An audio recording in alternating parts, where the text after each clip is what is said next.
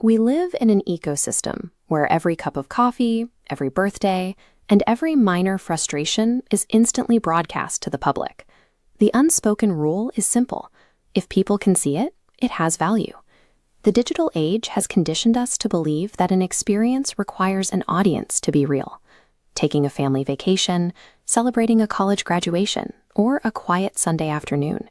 If it escapes the feed, society treats it as a phantom event. It simply didn't occur.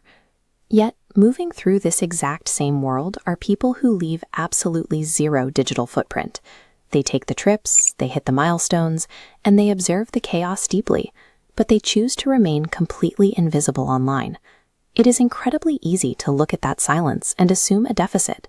The immediate leap is that these individuals are overwhelmingly shy, technologically illiterate, or heavily antisocial.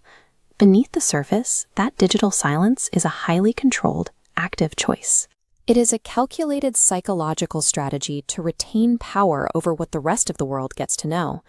Most online sharing operates as an ongoing audition for belonging, a process psychologists call identity crafting.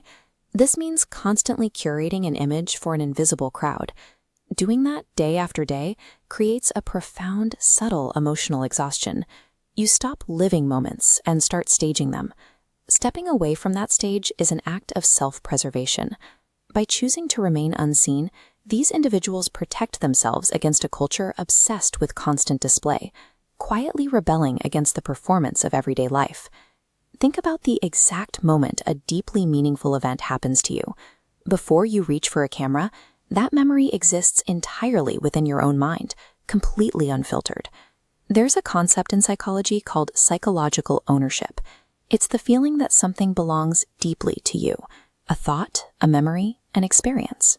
And when you post it, that sense of ownership fades just a little.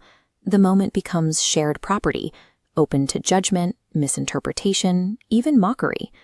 People who abstain from posting bypass this degradation process entirely. By keeping the memory internal, they lock in its original meaning and protect the purity of the experience from external noise. The reason we willingly surrender our memories to the grid anyway comes down to basic biology. Every time an audience applauds a post, our brains are hit with a dopamine spike, a chemical reward that trains us to prioritize digital validation over private reality.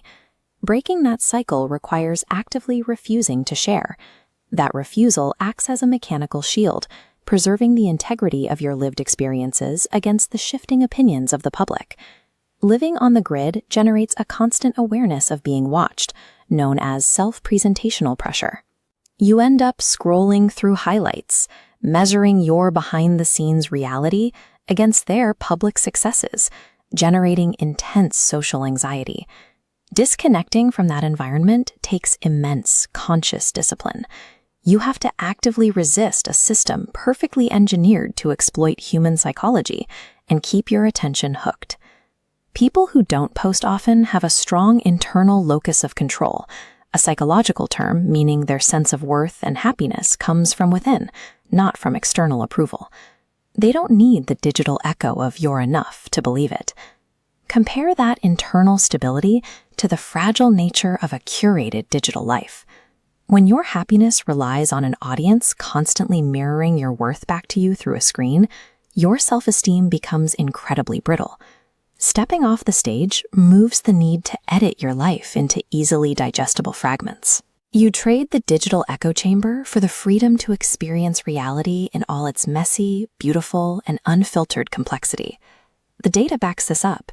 When researchers study individuals who take extended breaks from digital performance, they observe a highly quantifiable increase in emotional stability and overall life satisfaction. The constant anxiety of maintaining an image evaporates. When psychologists talk about authentic self-expression, they emphasize congruence, the alignment between who you are inside and who you show to the world.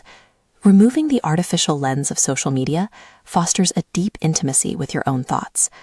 Without the distraction of capturing the perfect angle, physical reality sharpens. Colors look richer, time feels slower, and face-to-face conversations carry infinitely more weight.